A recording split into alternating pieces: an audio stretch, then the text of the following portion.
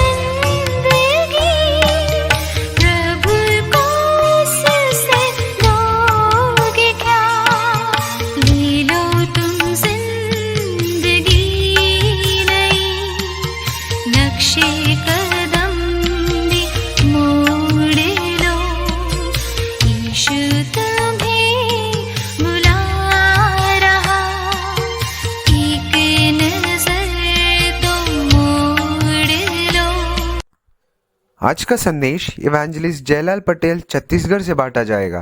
प्रार्थना के साथ सुनिए। आप सबको मेरा जय मसीह की।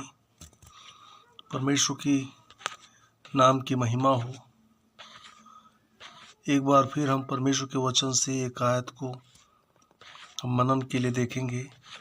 मेरे साथ निकालेंगे यूहन्ना रचित सुसमाचार उसका 3 अध्याय उसका 36वां आयत, जिसमें ऐसा लिखा है, जो पुत्र पर विश्वास करता है अनंत जीवन उसका है, परंतु जो पुत्र की नहीं मानता वह जीवन को नहीं देखेगा, परंतु परमेश्वर का क्रोध उस पर रहता है। प्रियो, इस दुनिया में हम किस पर विश्वास करने वाले हैं? ढेरों बार हमारे जीवन में परमेश्वर के इकलौते पुत्र प्रभु यीशु मसीह के बारे में सुनने का मौका मिला है। क्या आज हम उसकी संतान बन पाए हैं, या अभी भी उसका इनकार करते हैं?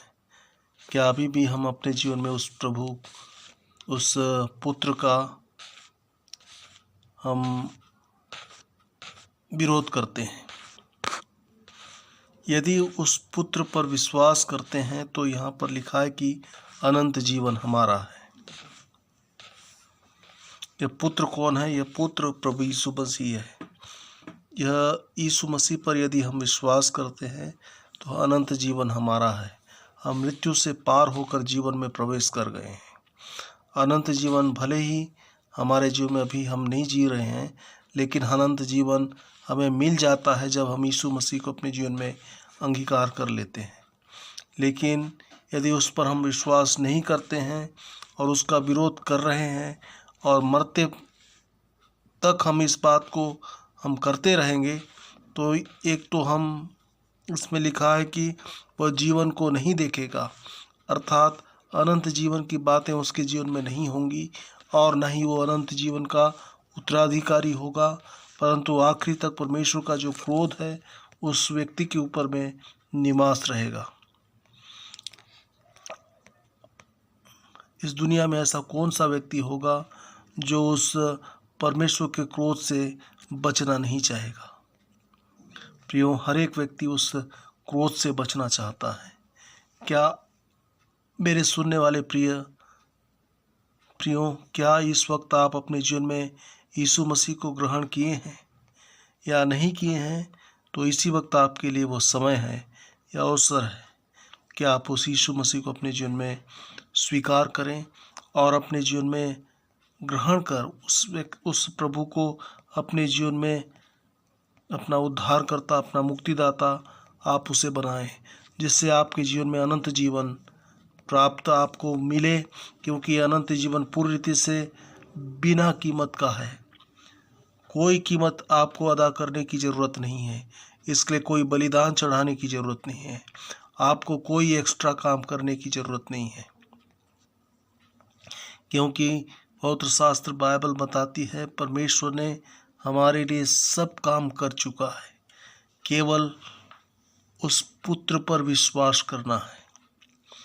जो पुत्र पर विश्वास करता है अनंत जीवन उसका है, जो पुत्र पर विश्वास नहीं करता वह अनंत जीवन को नहीं देखेगा और परमेश्वर का क्रोध उसके जीवन में बना रहता है। बहुत सारे लोग आज इस दुनिया में उस क्रोध को कमा रहे हैं, आज भी उसका इनकार करते हैं, आज भी उस प्रभु का विरोध करते हैं।